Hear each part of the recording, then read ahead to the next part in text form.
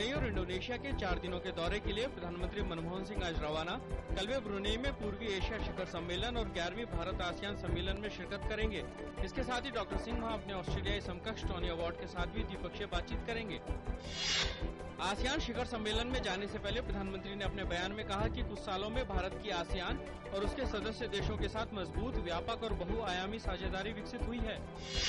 आंध्र प्रदेश राज्य के विभाजन के विरोध में हड़ताल कर रहे बिजली कर्मचारियों की संयुक्त कार्रवाई समिति और राज्य सरकार के बीच कल 2 दौर की बातचीत बेनतीजा रही।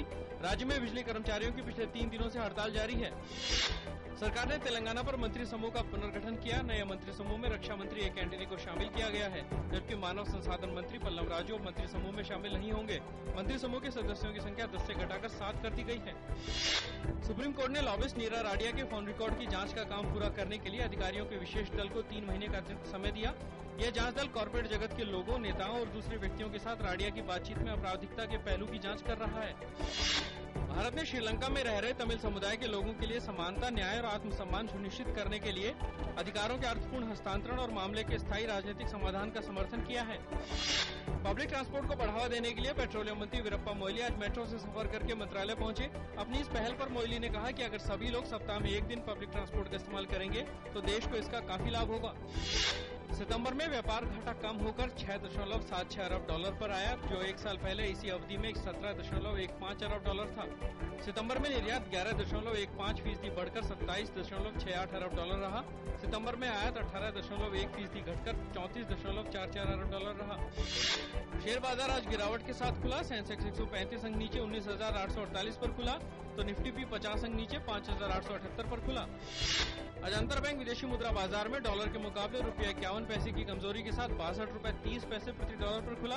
कल रुपया 61 पैसे 79 पैसे प्रति डॉलर के स्तर पर बंद हुआ था।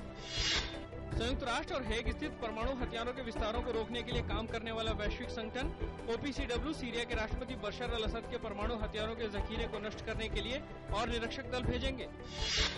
अमेरिका में सरकारी कामकाज की बंदी यानी शटडाउन दूसरे हफ्ते भी जारी।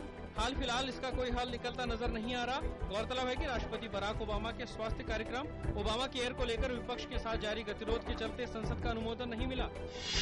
चीन के पूर्वी तट पर तबाही मचाने वाले तूफान खितो की चपेट में आकर मरने वालों की संख्या 6 हुई, हजारों लोग बेघर। इस तूफान ने चीन के पूर्वी तट पर मुख्य रूप से फुजियान प्रांत में भयानक तबाही मचाई है।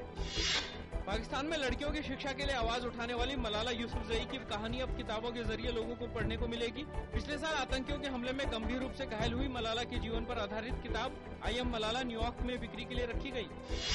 बहुजन समाज पार्टी के नेता रहे काशीराम की आज पुण्यतिथि है। दलित परिवार में जन्मे काशीराम ने जहां दलित चेतना का आंदोलन चलाया, वहीं जन आंदोलनों के जरिए दलितों में राजनीतिक शक्ति का एहसास कराने में भी अहम भूमिका निभाई।